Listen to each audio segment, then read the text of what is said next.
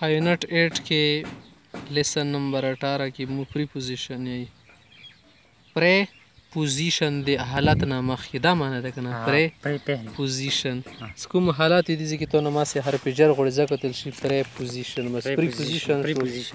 خال کی دوره غام نه حرف جار مخکې نه رکینش کون کا زون ته څه خوښ معنی نه لري خلکینش کول رکینش کول کوي صحیح ده تو سر پسې ګوره د زمویای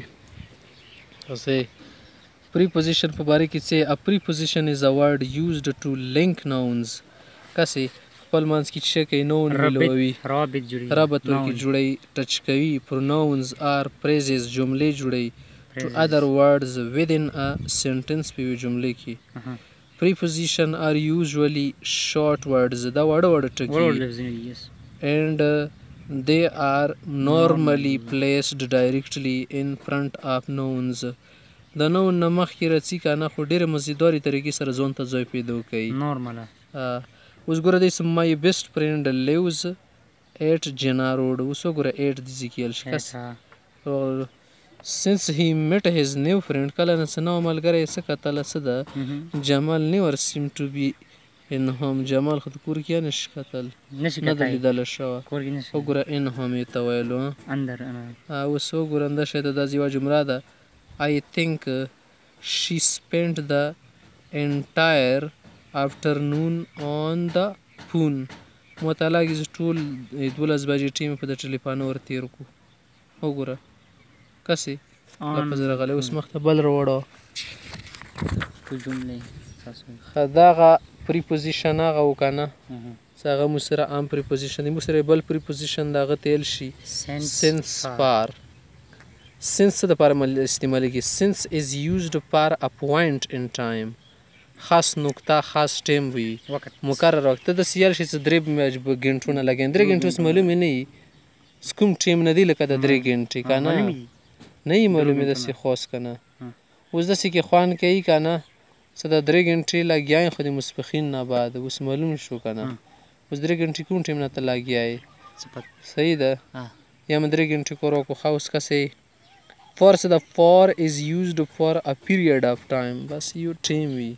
صحیح ده since مقرره ټیم د پاره یې کنه فار د شی خډیر نه خاص ګور since د پاره جمله مو یې کنه a point in time in the past لکه تیر زمانی کې مثال